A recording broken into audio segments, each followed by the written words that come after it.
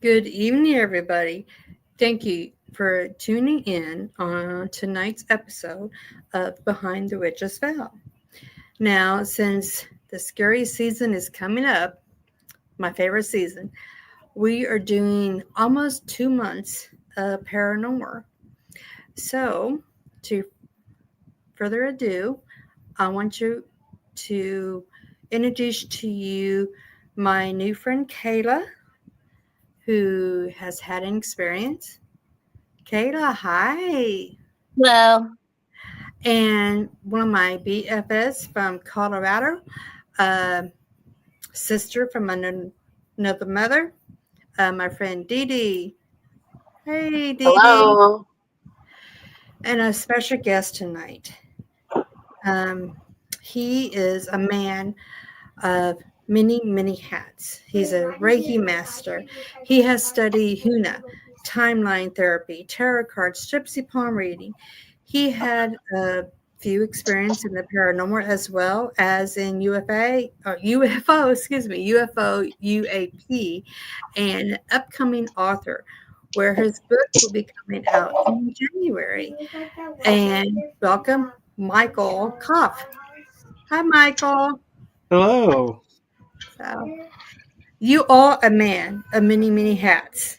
I read your bio and I was like, oh my gosh, I thought I was like busy. But yeah, you seem like you're more busier than I am. So, Kayla, tell us about your experience in the paranormal.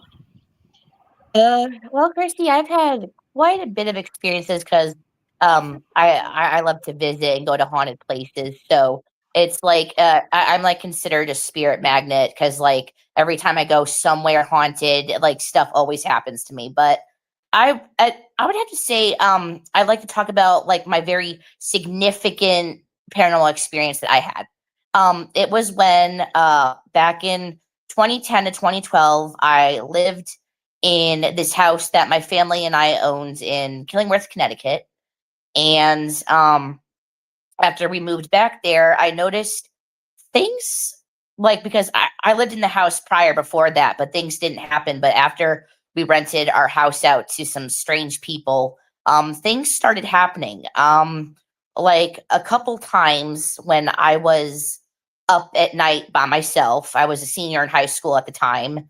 One time when I was watching TV downstairs in the living room, I swear I thought I heard one of my brother's voices like talking and being up and all that stuff. So I'm like, okay, that can't be because I know he's sleeping. So I walked up the stairs, opened his bedroom door, and he was sound asleep. He was not up, but something mimicked his voice. Another night I was watching TV downstairs by myself, and I turned my head to look directly at the window next to the TV, and in the left bottom square panel, I thought I saw what looks like I would describe as like a skull-looking face looking at me.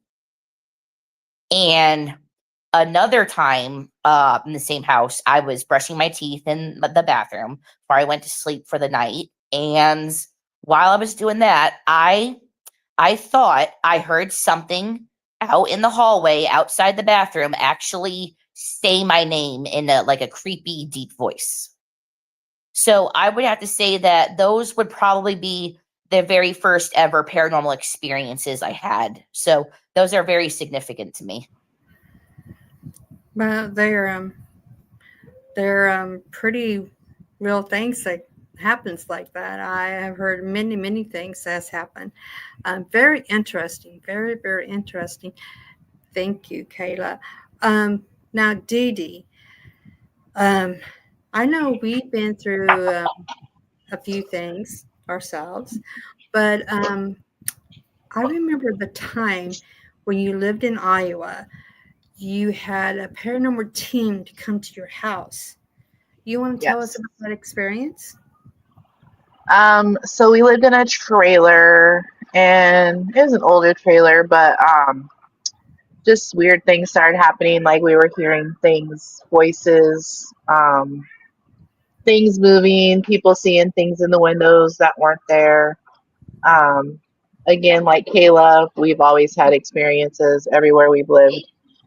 We were told that my daughter and myself are open portals to help spirits pass on. Um, it just got to the point where we reached out to a team from Des Moines, Iowa called Thy Part, and they came down and they positioned themselves through the trailer, set up a Ouija board in the bedroom, uh, put like the little silver, I don't know what they're called. Michael might know what they're called. They hang them from the ceilings to see if like wind blew through or something. Like mylar. Mylar, is that right? Um, and then they had like their equipment set up and everything. And we all sat around the trailer, and nothing was like you couldn't hear it with the naked ear, but they did catch a gentleman with a southern accent saying, "I'm the one that said that." We're all, because I heard something in the hallway, and then all of a sudden you could smell like this tutti fruity bubble gum.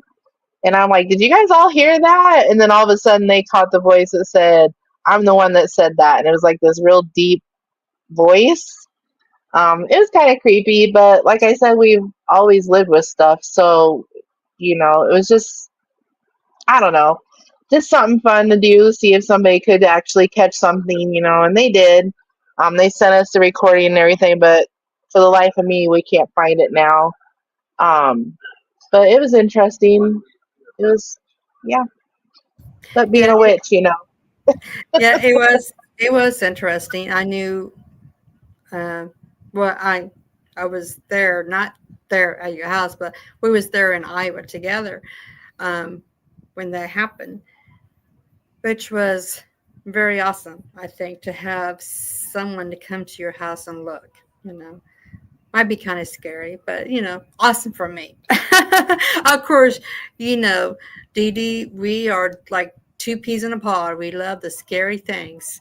So, Michael, how about you? I know you have probably tons of story.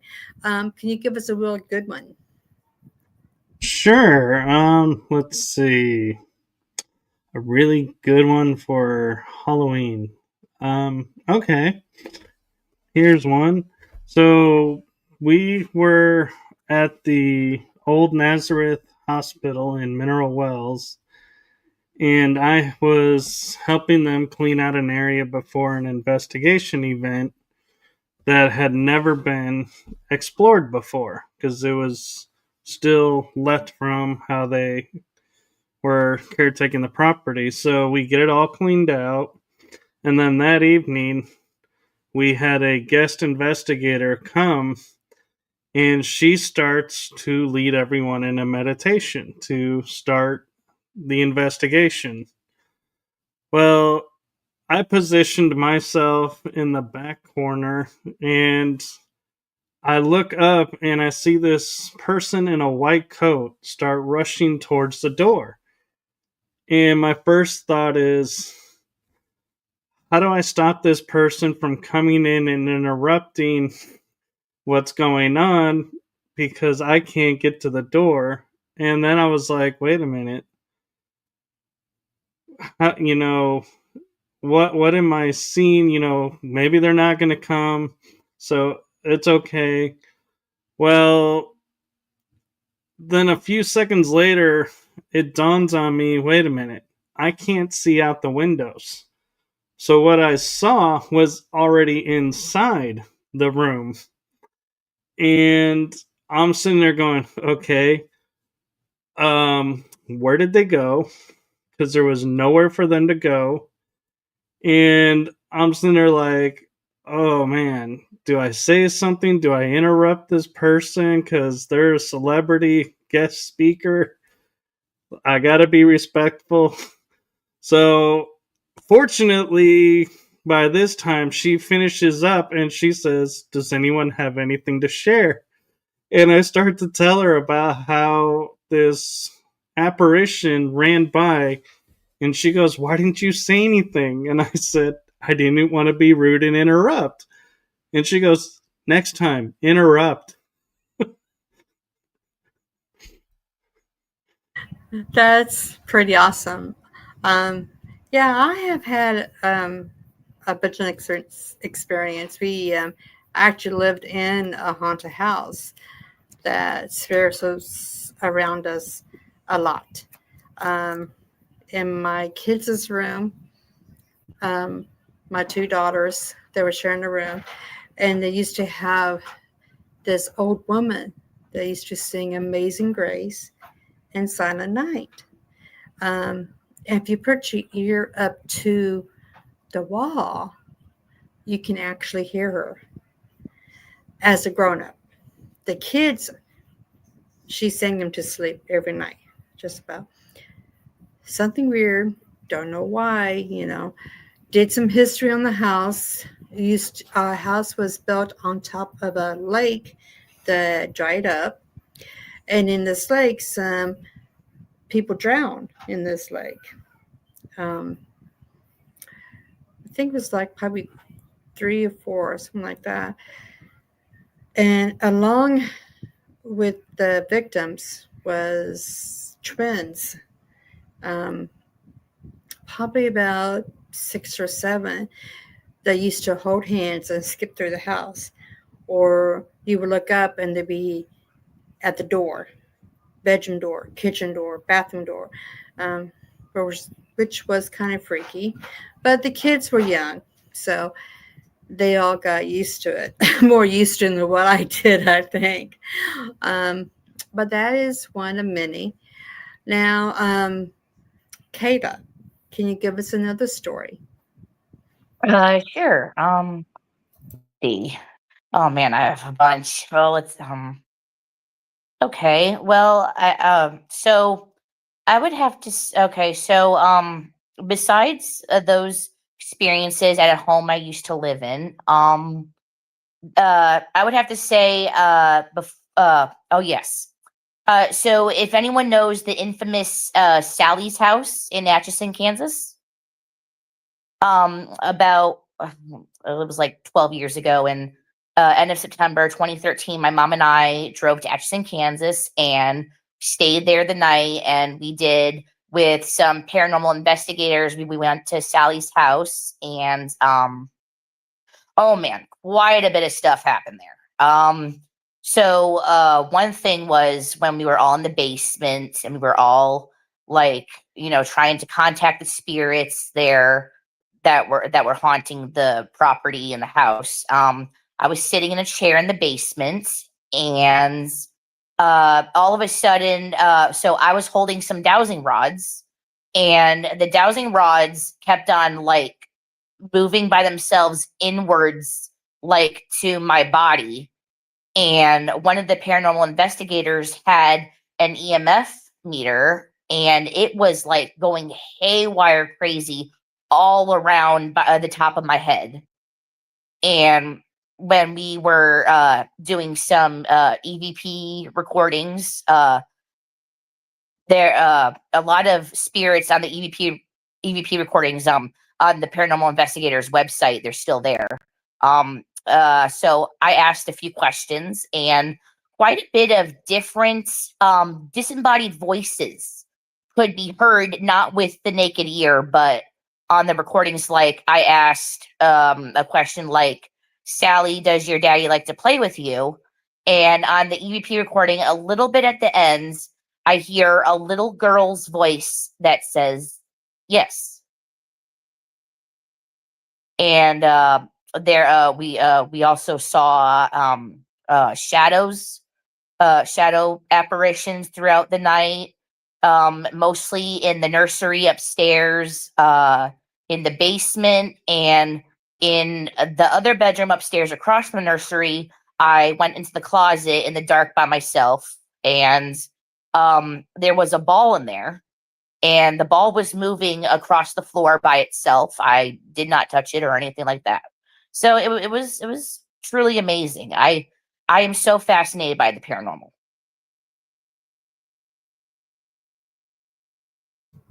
Yep, I am too. It seems to follow us as well. I don't know why for sure, but I'm sure that's the reason. I have a good reason why, but DeeDee, I know you have some more stories. Can you hear me still? Because I had to change earphones. Yes. Okay. Let's see. Well, we used to live in a house in Tipton, Iowa. It was a old Victorian house. I used to hear like footsteps in the hallway, like they would be coming down the hallway and they'd stop in front of our bedroom door and then nothing would happen. I did call a psychic one night just to see if something was happening. And that was my first time believing one of those phone psychics. And she didn't even charge me for the call, so that was cool.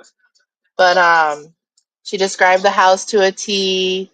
She said that we needed to go she asked if there was like a false wall in the basement. She said that in the olden days when the ground was frozen, they'd bury their loved ones in their basements in the walls. So she told me to go remove that wall and make sure. I said, nope, I'm not removing that wall. But yeah, she described the house to a T. She said that, yeah, there was spirits there.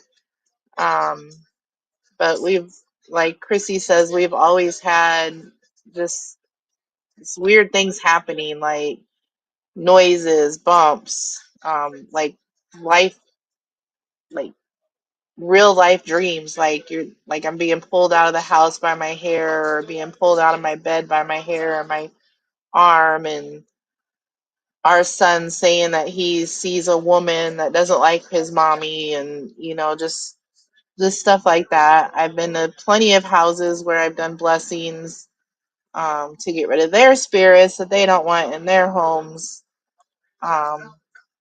Lots of experiences out in old cemeteries and just out in nature in general. So yeah, if there's a spirit to be found, it usually finds us.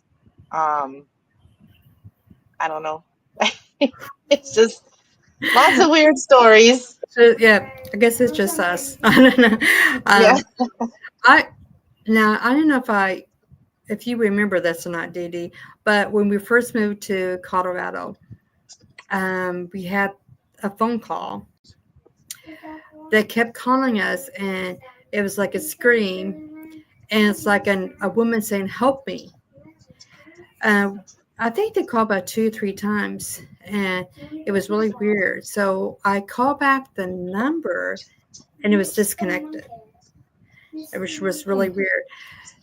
So I used to work for the government. So the government does have a way of looking up your numbers and stuff, and who used to live there or whose number it was, and stuff. So I did that, and it was a hotel that was condemned for probably 3 decades, maybe. I would say about 25 to 30 years. And it was really weird. And so I did some history on it. And there was a murder there of an older woman. And maybe she was trying to call me, contact me for something. I really don't know. I was kind of too freaked out to just go any further. I was like, okay, I'm fine. I'm good. Has that ever happened to you, Michael? Because I know now you've been on investigations before, correct? I have. Yeah. So in any of your investigation cases, what is one of the strangest things that ever happened? Well, I haven't had a phone call, but I did have an experience that kind of marked me for a few years, and I finally have let go of that, the fear that came from that, and that happened on a trip in October 2013 before I even was paranormal investigating in France. So I was in Rennes Chateau at the base of it, staying in a room with a friend of mine, and we were part of a tour.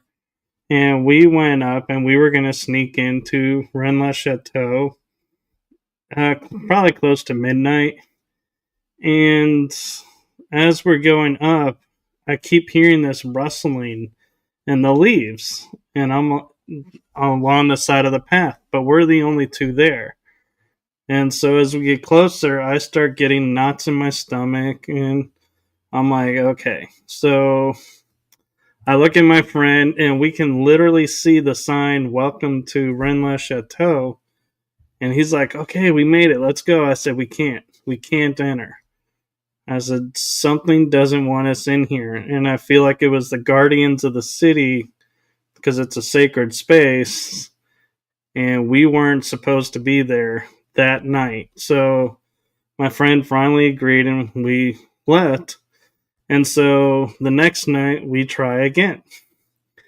This time we're climbing up the path, up the wall, or the mountain, I mean, and no rustling. So I'm like, well, this is a good sign. I turn around, and if you have seen the movie 13th Warrior, what they called the fireworm, that starts literally walking down towards us from a mountain across the valley.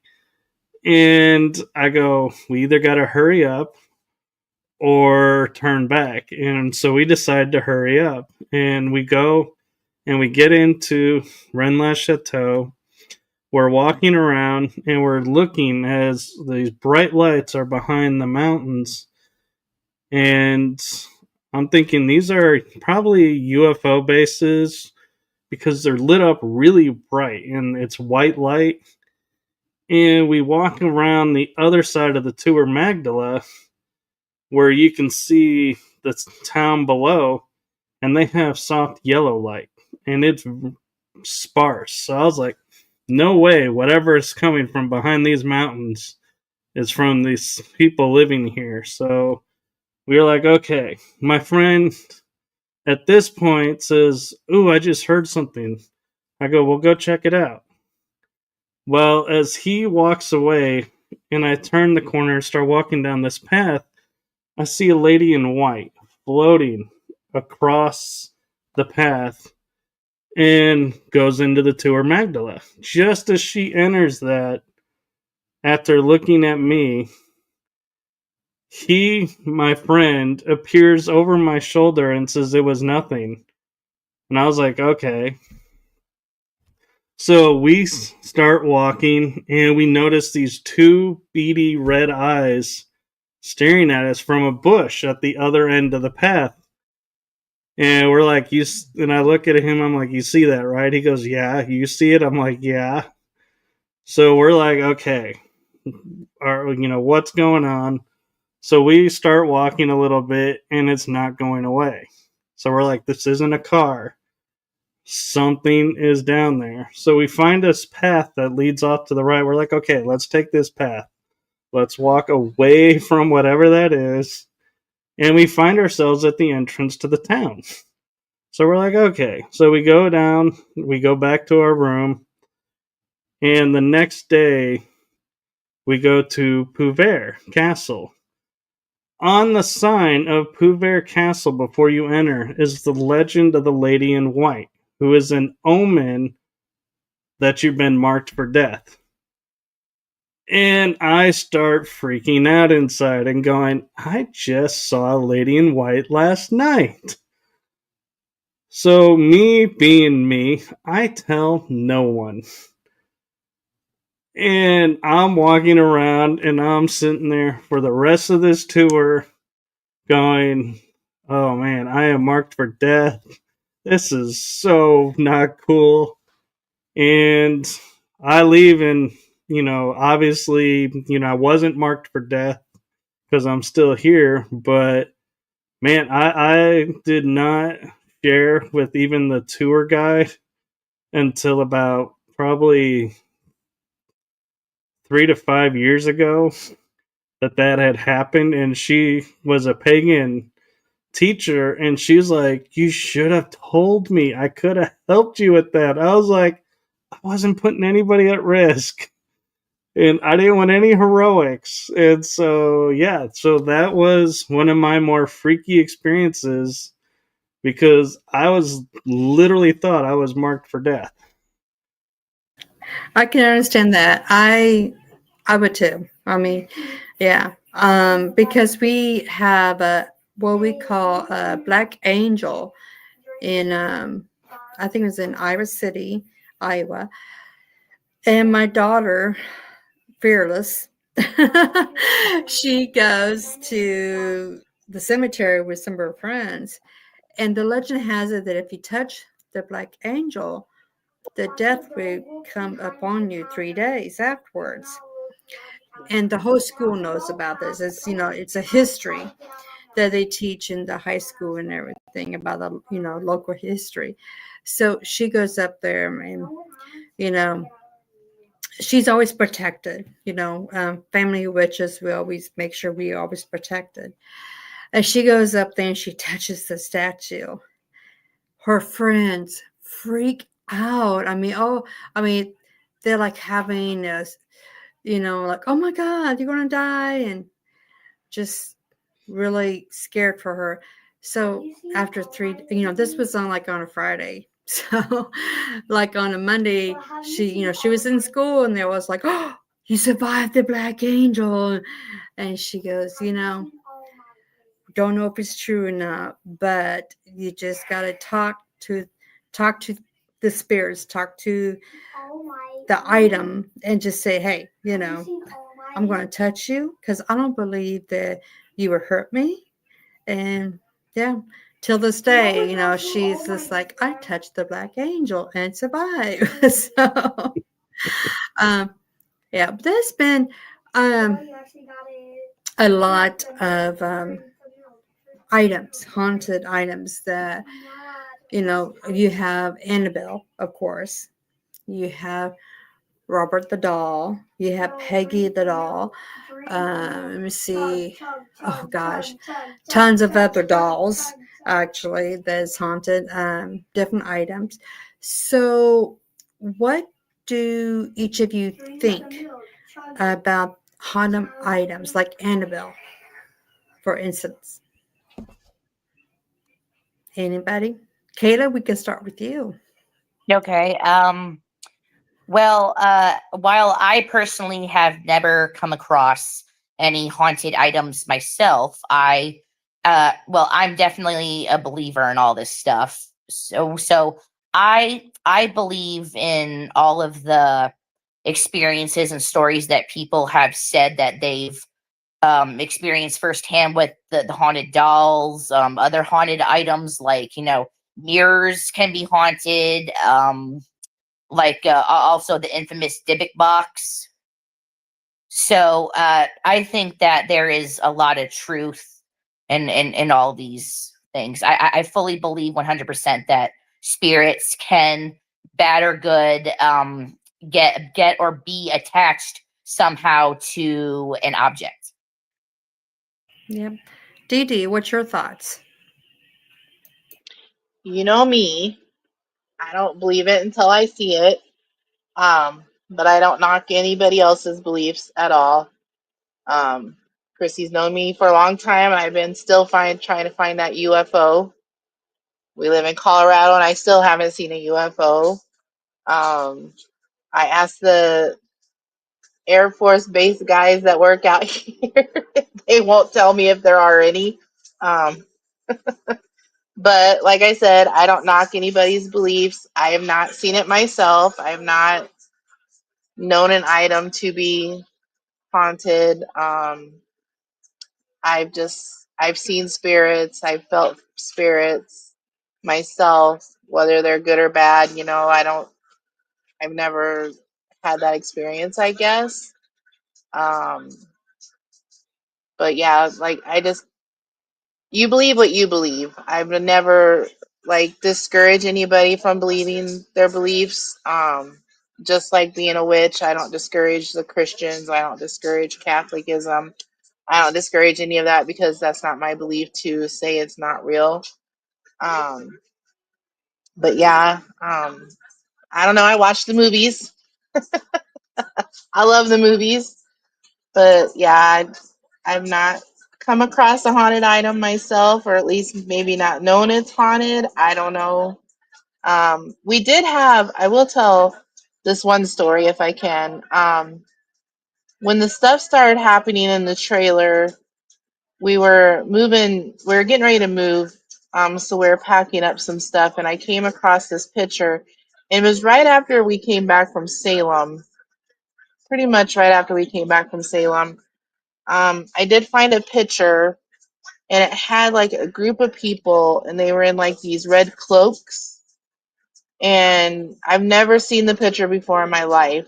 I don't have it to this day. I have no idea where it went.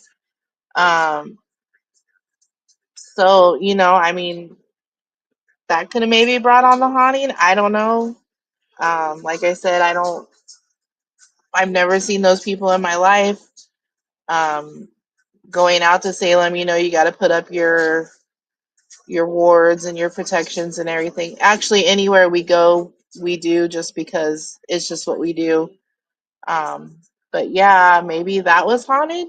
I don't know. Like I said, right now I don't know where it is to this day, and that was many, many years ago.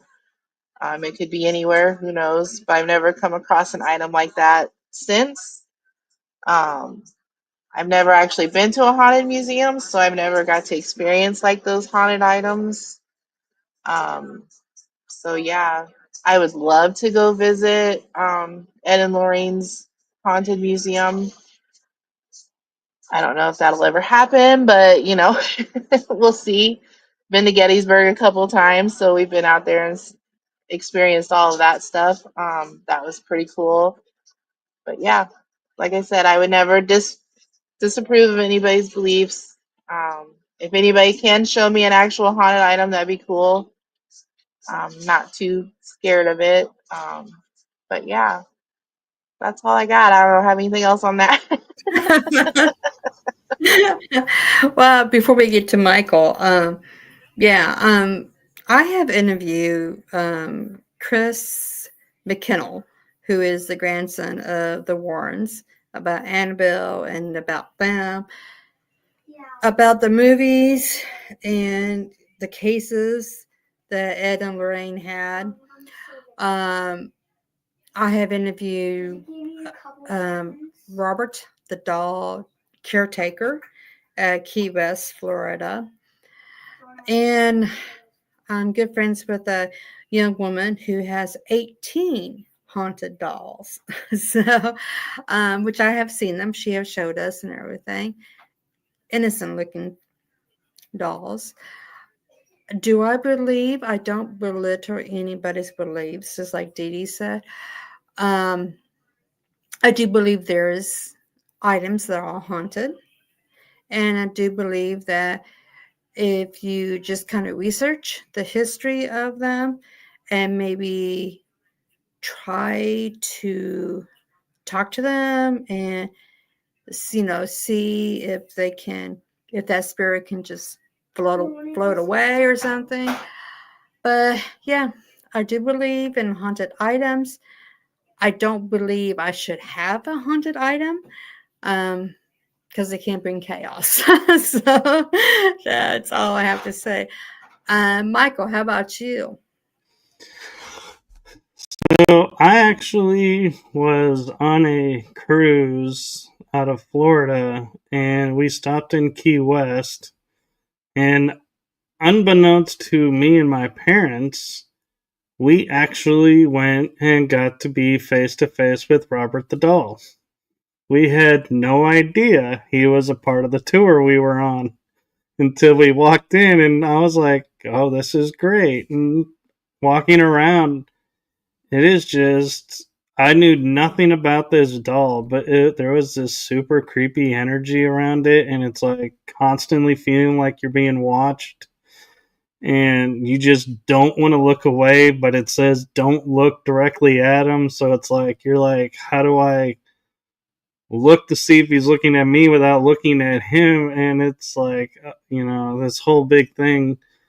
But actually, I ended up having a much better experience, ironically, with the doll at Fort Walters military base. It's an abandoned military base in Mineral Wells, Texas. And a friend of mine, she does a haunted house, and she had a doll that she brought from the Nazareth Hospital over to the building we were at, and we all were talking with the doll, and we nicknamed it the Chelsea doll because if you watch Destination Fear, it's the doll that had a black mask come out of it on Destination Fear that scared Chelsea. So I'm sitting there and I'm talking to the doll, and I ask it a question, and I think the question was something like, are you, wanting to talk with me or not? And all of a sudden, my left arm starts to feel like somebody's twisting it and giving me I think they call them like Indian sunburns, where the skin gets like really hot and you feel like, there's a sharp pain to it for a moment. And so I backed off and I was like, what's going on? And so I walked to another room and I was like, okay, what just happened? And I walked back and I start talking to the Chelsea doll again. And I go, do you not want to talk with me? And she said, no. And so I was like, okay. I was like, did you mess with my arm to get me to walk away? And she goes, yes. And so, are objects haunted? My experience, some are. And it may be a spirit just using that doll as a vessel. So I've heard that term and had to learn what that meant. So there are vessel dolls and there are haunted dolls. And then there are dolls, and I do not like going in on investigations to rooms full of dolls. Absolutely not. I'll go in, I just won't be happy. Now, did you, when you saw Robert, did you write him a letter? No, I didn't. You didn't? Because I know when we had Dan, the manager of Key West, he says you should write him a letter to say, thank you. It was nice seeing you, nice, nice letter and stuff. That way he won't haunt you. So, now I know when we had the podcast, a few of us did write a letter to Robert, and so did some of the audience too.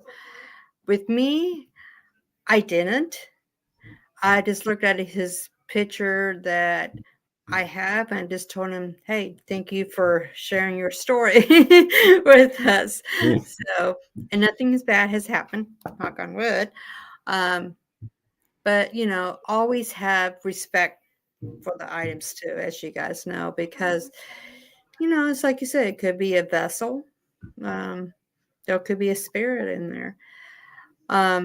ironically, I did an investigation of a house twice where in the corner under glass is a Robert the Doll. Wow. Like, wow. That was be like, we have a comment here from Andrea that I want everybody to look at. I have had one sleep paralysis episode, and it was after researching Peggy the doll, PTD. Never again. We are hoping to have Peggy on the podcast. It's just I have emailed them 3 times. They're busy. That's all I know, which is understandable. So, because I think it's in the Baggins Haunted Museum or something, California. So, yeah. But I'm hoping to have Peggy on or talk about Peggy.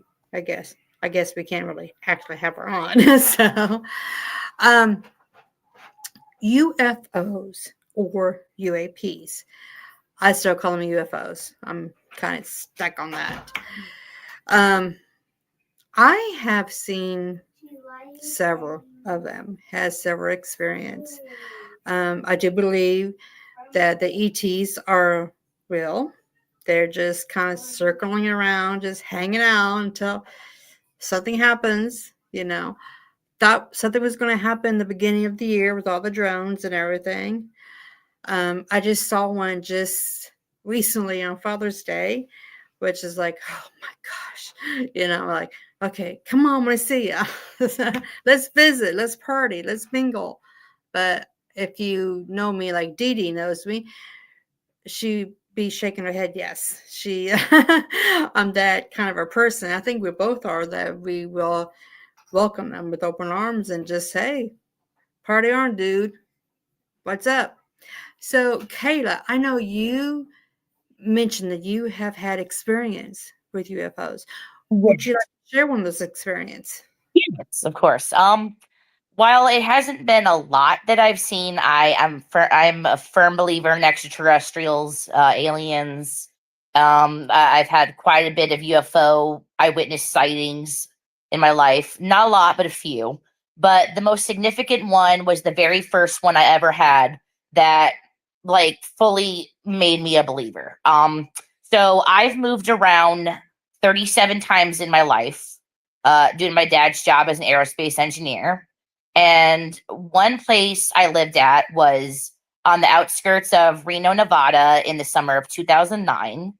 And we lived like out in the desert in the middle of nowhere. It was all, just like dry heat, desert, dirt and everything. And one evening I was doing my exercise walking on the dirt road by my house. And when I turn around to go walking back to my house, I look to the right, and in the sky, there is this commercial airplane that has a lot of like writing on it and stuff. And I noticed that right behind this commercial airplane, there are these 2 metallic silver objects that look exactly the same. And the shape I would best describe them as is like they were like a grenade shaped. And they were following the commercial airplane until the commercial airplane turned left and landed behind the mountains where there it was an Air Force base. And the UFOs didn't continue to follow it. They went in a matter of like milliseconds from one part of the sky to another until they disappeared in a cloud, a gray cloud of smoke above the mountains behind my house.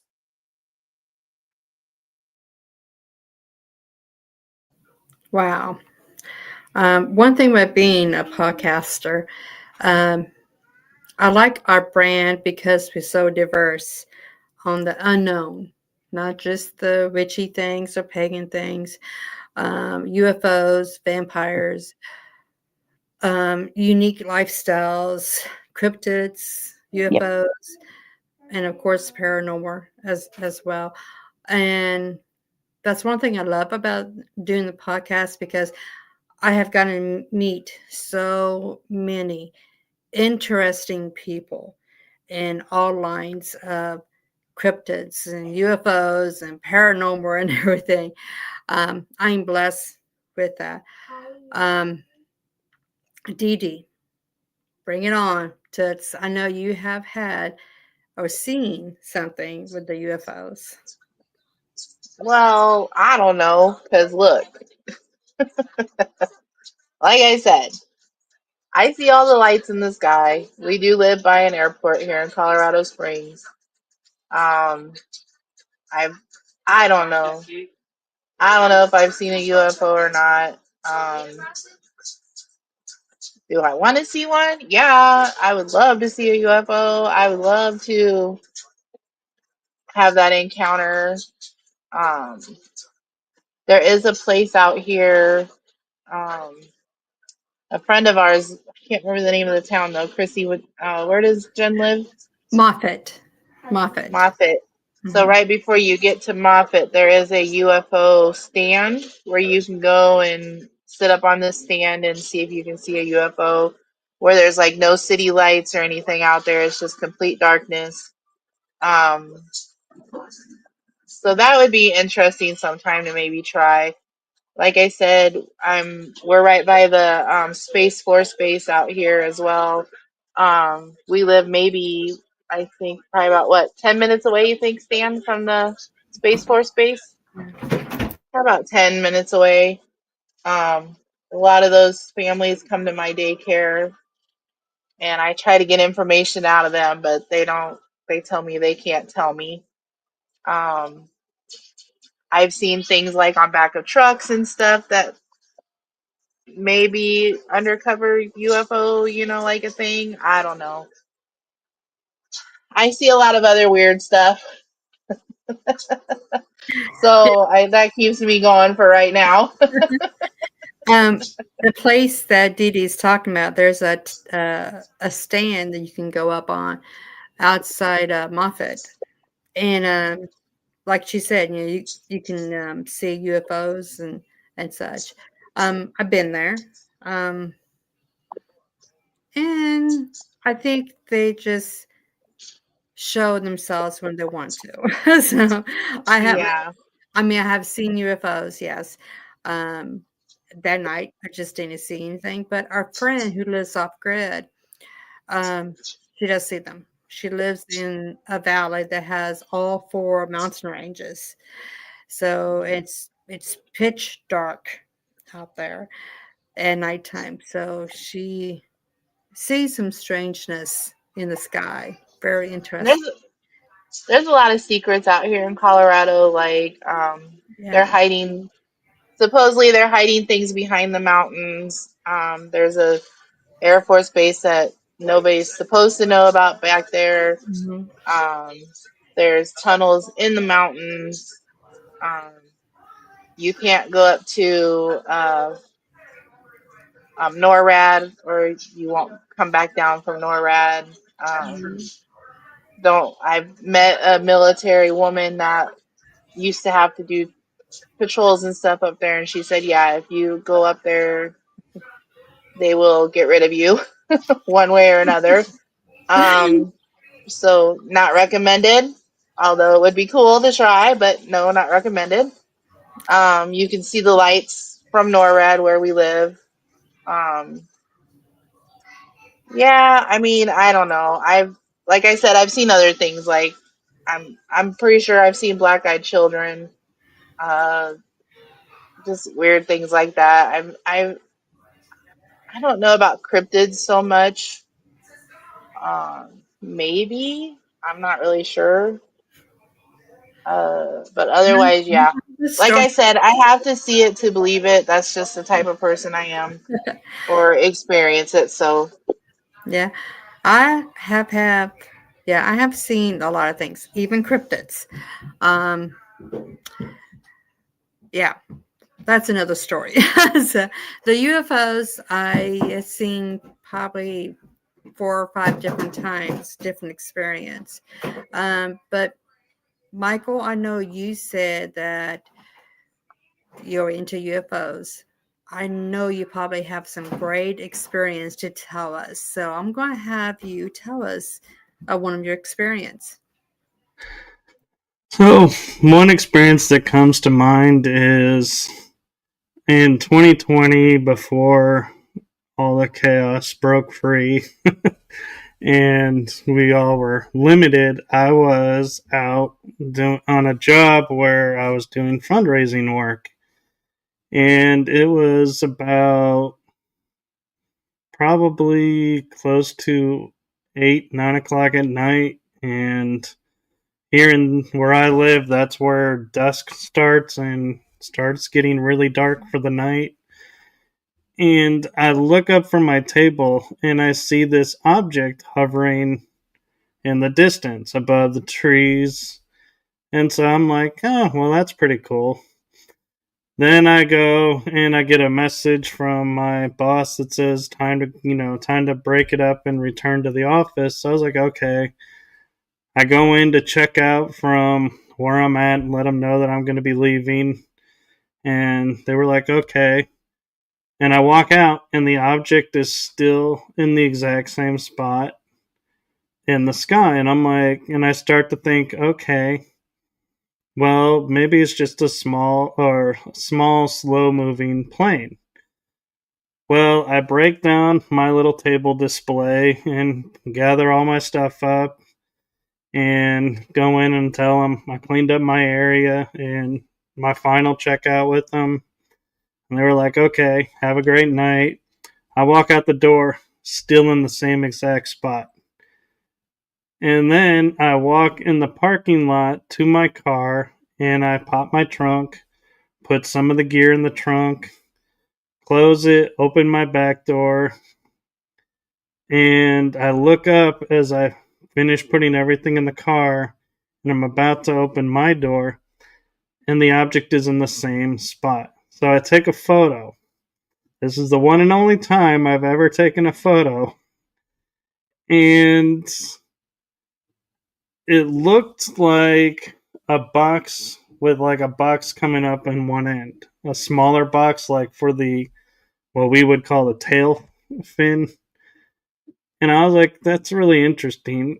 But then I realized I don't hear a sound. And I can hear the traffic from the highway.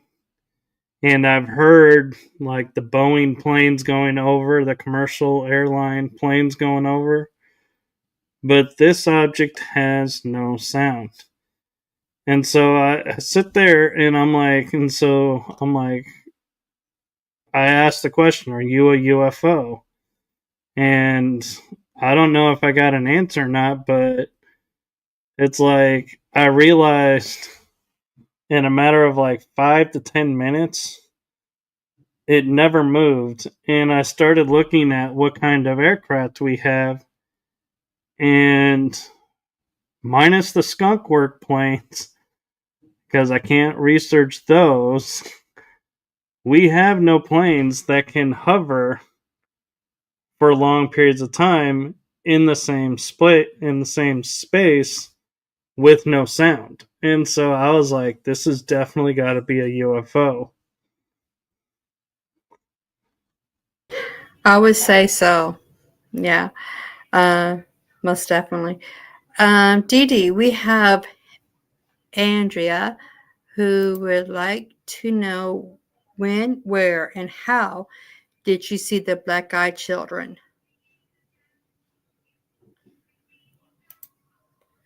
So, DeeDee? Oops. Okay, sorry. That's So it's gonna get kind of corny, guys. There was a night I was watching Strangers, the movie Strangers, and I got done watching it. Everybody else was in bed. It was like 11 o'clock at night. Um, Somebody knocked on the door. And I'm like, who the hell's knocking on my door at 11 o'clock at night? So I go to the door. I didn't open it because I remember Amber telling me the stories of the black-eyed children. So I look out the little peephole and they're like, is so and so there? And I'm like, this is going right along with this movie, okay?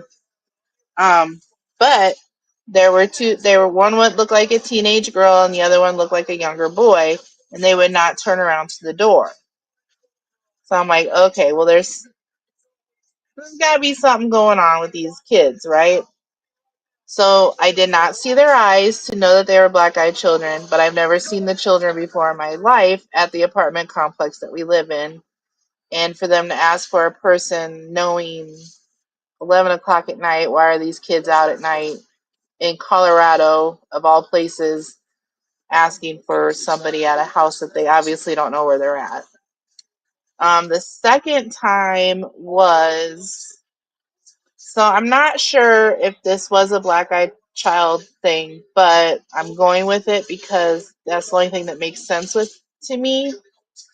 I was leaving for work one morning. First off, I took the dogs out, and there was a man going through the garbage. Nothing unusual from out here. There's a lot of homeless people. But he was dressed pretty decent to be going through the garbage. And this was at like, I would say about quarter after 5:30 in the morning. I'm like, okay, whatever, dude. You know, the dogs didn't even pay attention to him. Um, got the dogs back in. The guy was still in the garbage, not looking out of the garbage to see what's going on around him, whatever. I'm like, okay, you know, whatever. And I'm like, do you, guy, you know, whatever. I don't judge you.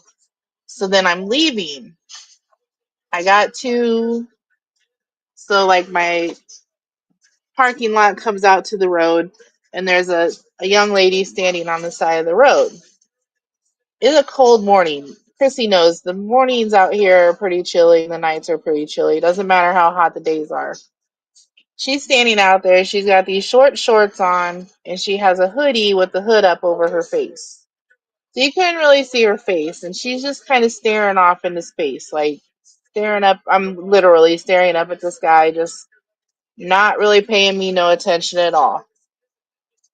I'm like, okay, well, that's kind of weird, you know, but weird shit happens all the time. And it's close to Samhain, so the veil's getting thin, you know, whatever. Well, then I looking for cars coming, and there's another kid on the other side of the driveway, and I look, and you can't really see him because it's really dark over on that side, like there's no street light there. He all of a sudden starts like moving fast towards my car with his hand raised up in the air. And I'm like, what is happening? These are kids. Why are these kids out? You know, it just doesn't make sense to me. So that is the only thing I could chalk it up to. But then I started remembering that we had two younger people, I do believe they were both male though, that were shot right out here on our street. So there's a memorial for them there. So I was thinking, after I thought about it for a while, but I wonder if it was maybe one of those boys that got killed. I don't know per se, but the only thing I could chalk it up to was kids being out in the shorts, you know, cold out. Even being homeless, they would have pants on, you know, they would be warmed up. Um, that they have to be them black-eyed kids. I'm not gonna ask them if they need help or anything, because they say if you talk to them, if you invite them into your house, chaos ensues. So I'm not gonna poke the bear. I poke the bear on a lot of things that I'm not poking the bear on. But yeah, that was my experience. You got the hair on the back of your neck raising up type things, you know. So yeah, yep, that was it. So I hope that answered your question, Andrea. You know, I remember one time we was making some pasta, and we was just all talking and everything. We had a living room in the lower part of the area, and all of a sudden, this pasta jar just flew off. It was empty because we was cooking it. It just flew off. Um, it couldn't just have somebody come up and take it off because nobody was up there, and it was pretty far back. And that was kind of weird. We all kind of looked at each other and like, what the heck was that? What happened?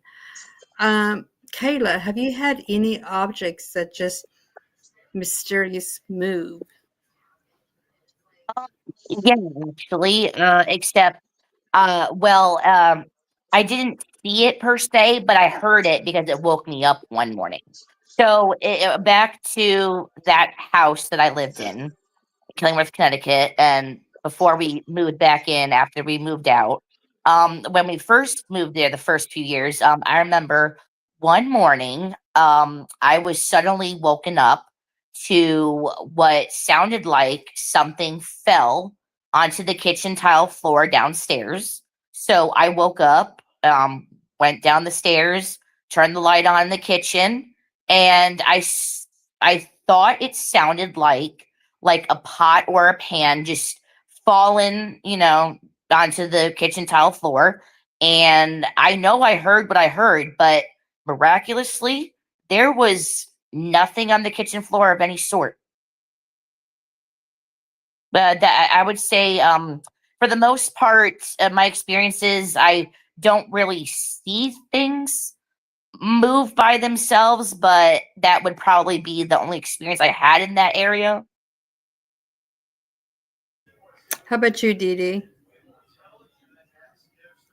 I've had things go missing, but end up coming back after a while. I don't remember anything ever moving, uh, like on its own. Maybe it has, but yeah, just mostly things missing and then coming back. Usually my tarot cards go missing and then miraculously they're there, but in a different spot. But yeah, nothing really. Uh, Maybe things dropping like off the wall and stuff. But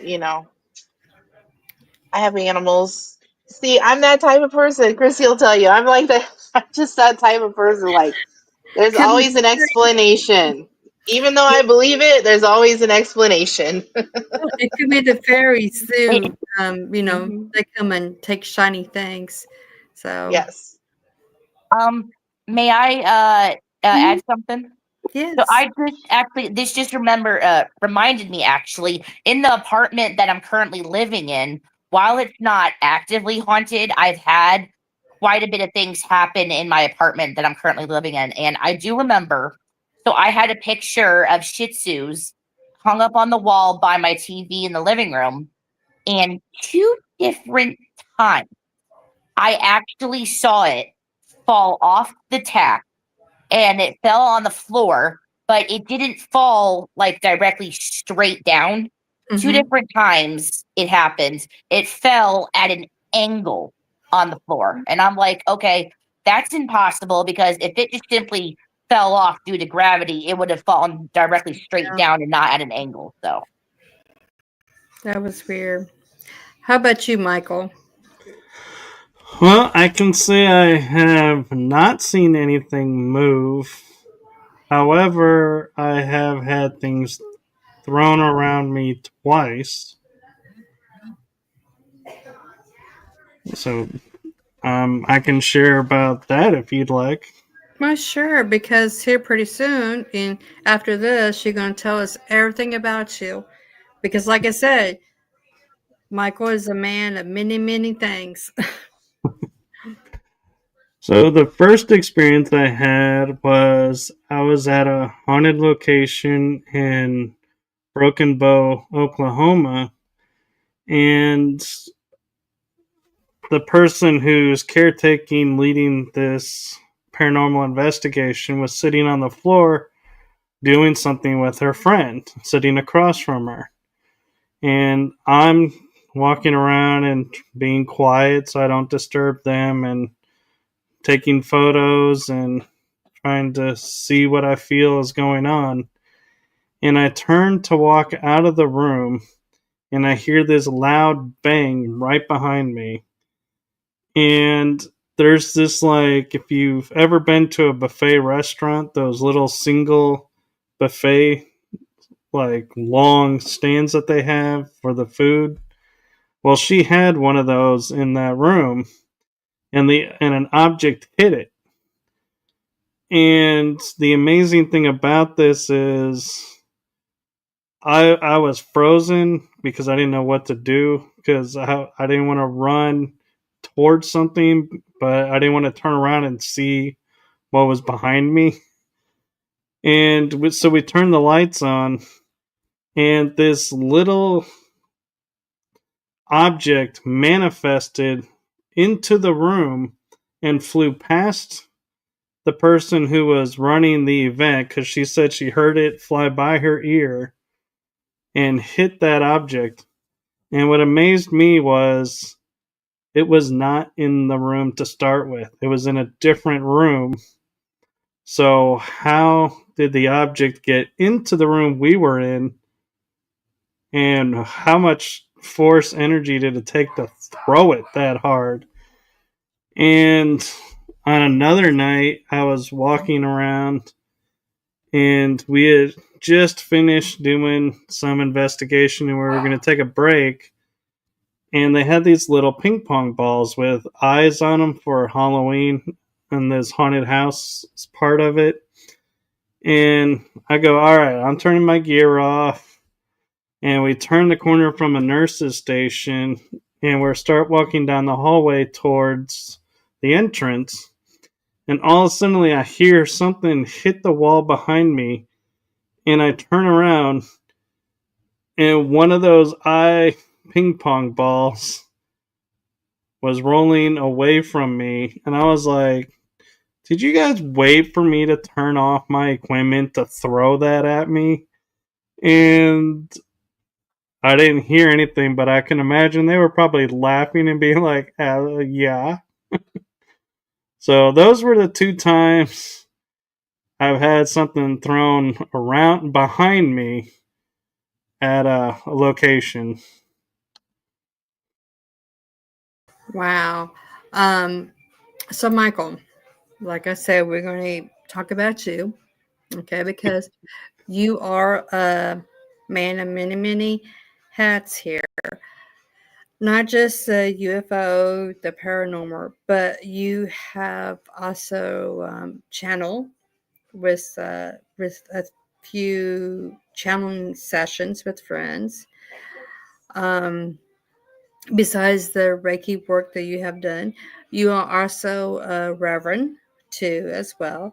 You have studied timeline therapy, uh, tarot cards, gypsy poem reading. So you are a man of many talents, like I said.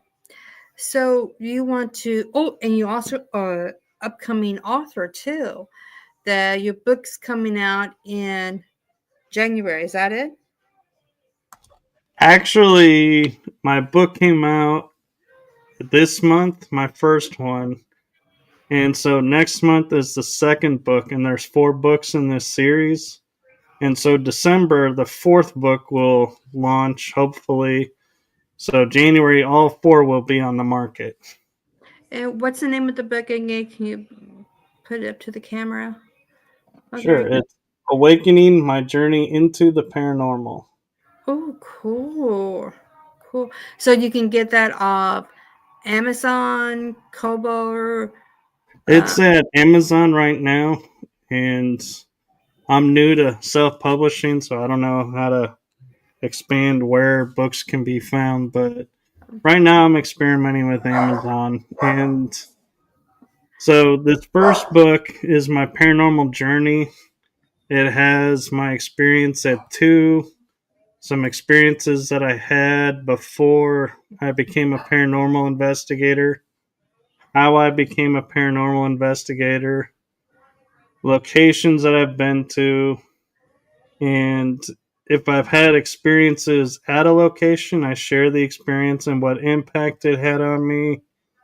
And then I have a little talk about, if you're a paranormal investigator or an urban explorer, please don't go to locations without permission because it makes it hard for the paranormal investigators that try to get permission because you put a lot of doubt into it. So it's like, so I have a little of that. And being a podcaster, I share the history of my podcast shows and the paranormal podcast show that I'm a part of. I share the history of how that show began as well. And so it's the reason we call it Awakening is it's the awakening of my journey from beginning to where I am now. I think it's a nice title. I know it was self-publishing. I just did our first book on Foundation of Witchcraft, book 1. And Amazon's not bad, but they messed up they put the correct name on the search, but on the book cover, they left out one of the, because it's called Foundations of Witchcraft, book 1, Science and Self. And it just says science, not self. I was like, wait a minute, people's going to think it's a science book. I don't know why they did that, because in the search, it comes up as Science and Self and has the name right there, but not on the book title itself on the cover. So it's kind of weird. So watch out when you do self-publishing. Draft to digital, I think, is better so far. I have better results from it. So, which our second book, we should be coming out in December if I take time off to do it, finish it. But tell us about the channeling that you do, because that is really interesting. I only know just a few people that does that. So I don't do it anymore, but so the history of the channeling for me was I grew up with my mom who was a medium. So she channeled. And everybody would come to see her, and I was always there being a part of it. And so people would start asking me, when is it my turn? And I was like, I don't know that I'd ever would channel. And when I was wanting to channel, I would sit there and just be like, come on, come on. And nothing would happen. And I'd be like, I guess it skipped me. And I'm not going to be a channel. And then, lo and behold, one day in my 20s, I was with some friends and I was like, hey, I think somebody is wanting to talk. And they go, what do you mean? And all of a sudden, it's like I felt myself standing in this great hall, looking around on another world and meeting people that I've only seen in books. And I look back and I can see out of my voice and my body, somebody else is talking. And so I'm like, what's going on? And I realized, oh my God, I channeled. I'm a channeler. And as I was doing this with some of my friends, I would, in the back of your mind, you'd always be like, is it really me? Or, am I just making it look like I'm channeling? And a friend that night, when I was really thinking about that, she walked up to me and she goes, do you know your eyes changed when you were channeling? They were not yours. And I was like, that solidified it to me that, yep, I'm a channel. I'm not making this up. And I was like that too. My first time, it's like I had like a time lapse, but everybody says my eyes changed, and I was like, looks like I was levitating. So, and I don't remember none of it really. It comes back. It's like you went off a drunk, and you come back and you're like, okay, I had such a hangover, but what did I do when I was drunk? It was kind of like that time when I was channeling. So yeah, when you said your eyes changed, yes, you was definitely in a channel stage.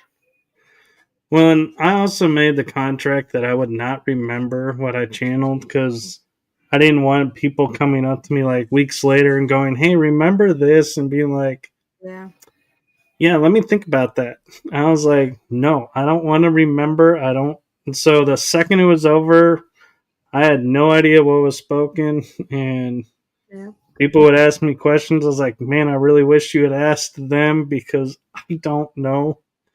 And I could only guess, and I'd say maybe it means this, and they'd be Mhm. like, okay, but I stopped channeling when I started to feel like everybody was like kind of like putting me in that guru pedestal state, and I was like, this isn't why I was doing it. That's not what I wanted to do it for. So it's like I was like, nope, I'm backing away. I'm backing off, and I closed myself off to it.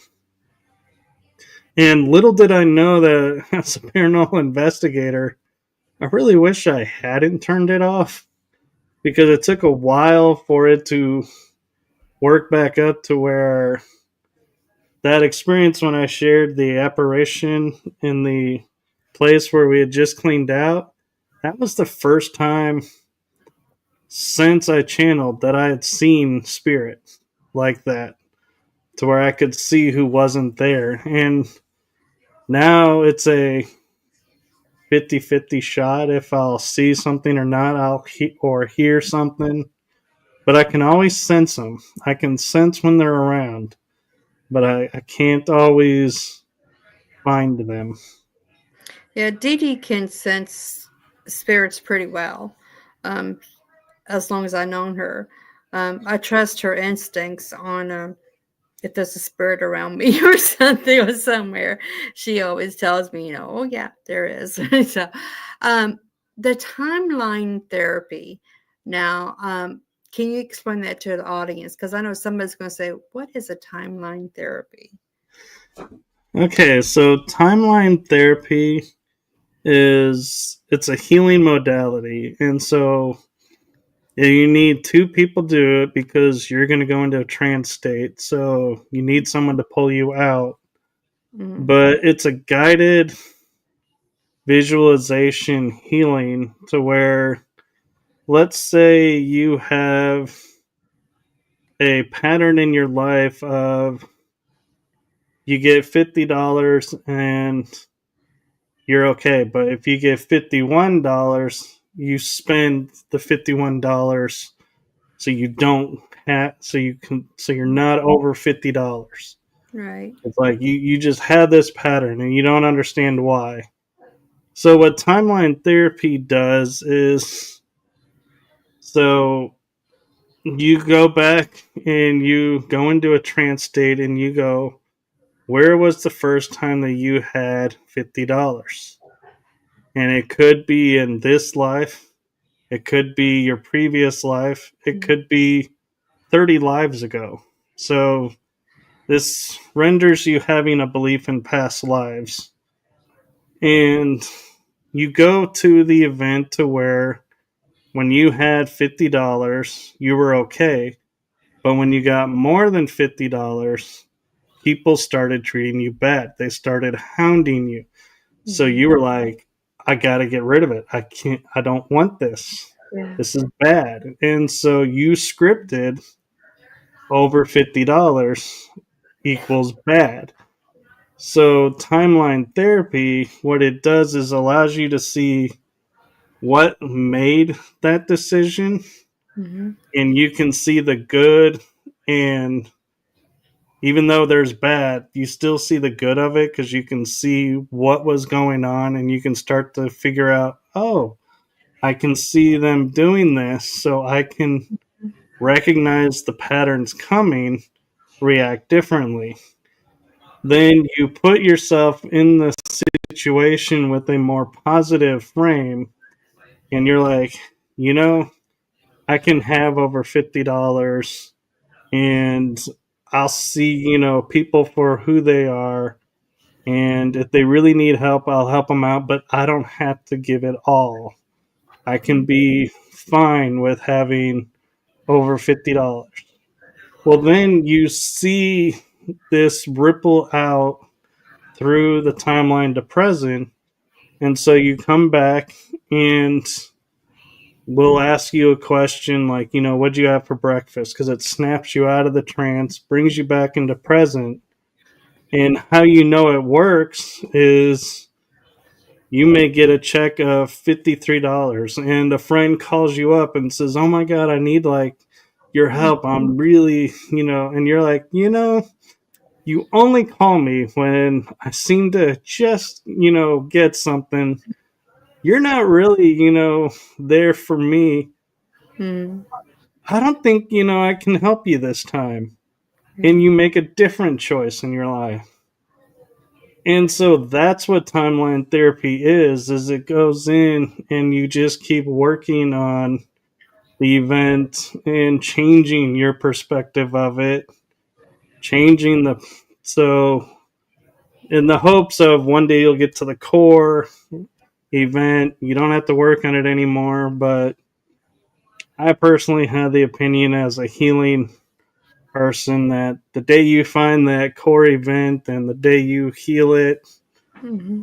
you're pretty much done here, because there's going to be like no point in being here anymore. If you've learned and you've everything you need to learn, it's going to be boring here. So it's like, might as well check out and go to the next place instead and start learning there. Because but that in essence is a short version of timeline therapy. It's just a healing modality to change patterns in your life. Now, you have done so many things, divination as well. Who taught you all this? Is this something you self-taught? Was it handed down from your mother or grandmothers, like the gypsy palm reading, the tarot cards? So all of this had a kind of trauma start for me. And what I mean by that is I had a family situation where I was like, everything around me was falling apart. Mm-hmm. And so I thought it was my fault. Something I had done. I was taking it all on. And my parents were doing the same thing. So we started trying to learn healing modalities and different modalities to try to fix ourselves. So we went and we studied Huna, studied Gypsy palm reading, tarot, anything we could get our hands on. I kind of studied a little bit more than they did because I was really driven to try and fix my brokenness. Mm-hmm. And some of it took, some of it didn't. Like, if you were to put your palm up, I would just say, that's a nice palm. Palm reading didn't really stick. I took one class and didn't really stick. And so I was like, okay, this probably isn't for me. So I'll just put it on the back burner for later. And that's what happened with some of the healing stuff that I would do is in the moment it would resonate with me. I'd learn it, I'd know it. But then when it came to use it, I'd go blank and be like, apparently this isn't right for me, and move on. But some of it I kind of innately knew, but most of it I was taught by friends of our family that they would teach these classes and I would learn, and I would be thinking how great that they kept offering me all these courses and all these classes, and I must be really doing swell at it because they kept saying, you should study this and you should study that. Well, then came a moment where I was walking by a door and they were talking in the other room and they didn't know I had walked by. And I hear them talking and I hear them saying, oh, yeah, if we can get him to take just a few more classes, he'll be primed and ready to take over this from us and do this. And I was like, but that's not me. That's not what I wanted. And so I was like, I finished what I had started with them. And when it came to more, I was like, no, I think we've come to the end of our learning. And then I would just self teach myself until another teacher would arise. And I've had probably 3 to 5 different teachers of different modalities. And some of them, like when it came to Reiki, funny story about that is I'm a teenager, and this lovely lady and her husband are like, yeah, we're gonna put the symbols of Reiki into you. You're gonna be able to tap into this energy and heal yourself and heal others. And I was like, this sounds great. Well, they walk around and they get to me and they go, oh, well, this one's a natural. And so I'm like, you tell that to a teenager, what are they going to do? I was like, I don't need to go any further. I'm done studying this. I'm a natural. Well, then in my 30s, I meet a gentleman who I attended one of his Reiki healing circles, and his students are like working on me, and they're like, oh, we see you have a blockage on this side, which is your feminine side. So do you have and I'm like, what are you doing? This isn't Reiki. What? And I realized he was teaching a form of Reiki slash, or true energy work where you're reading the body and getting messages for the person. And I was like, dude, I want to study from you. And so I talked to him about it, and I said, I've already taken one, but this is my experience with one. And he kind of laughed and he goes, well, I'll let you retake one for a discounted price and you'll learn it my style. And I was like, thank you. And we gelled and got along great. So I ended up taking Reiki 2, Reiki 3, and Master. And so, yeah, I mean, it's amazing how the universe unfolds, because now that I have all these experiences in my life, it's like when people come up to me to ask me stuff, I'm like, oh, I had a similar experience. So, maybe this can help you. Or, I don't know, but I have a friend who can really help you with that. Maybe you should talk to this person. And so, yeah, I mean, I've been blessed and gone through a lot, but, I recently come to learn, we always say I'd love to go back in time to change some stuff because it was just too awful. And I've come to learn, if we go back and change experiences we've had, we're not going to be who we are now.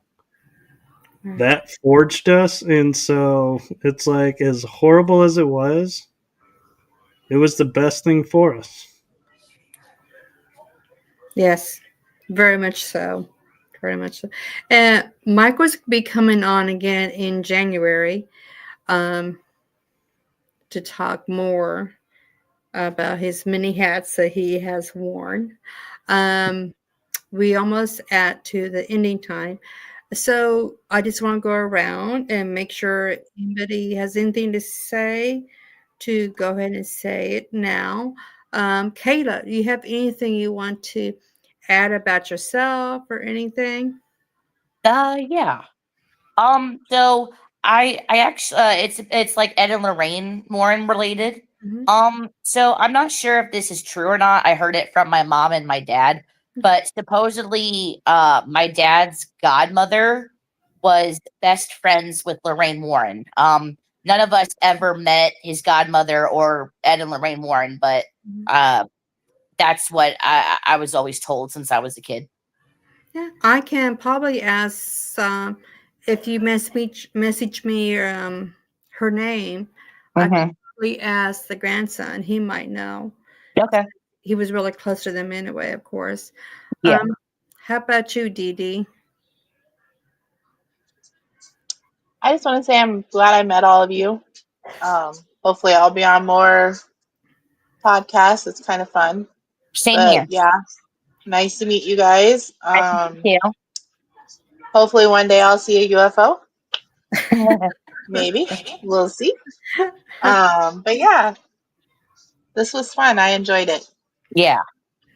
I want to thank you all for coming on. If you stick around for just a few minutes while we go offline, but I just want to say to the audience to subscribe to Behind the Witch's Veil. Also Within the Cauldron, which is a sister podcast to this one. Family podcasters is what we are.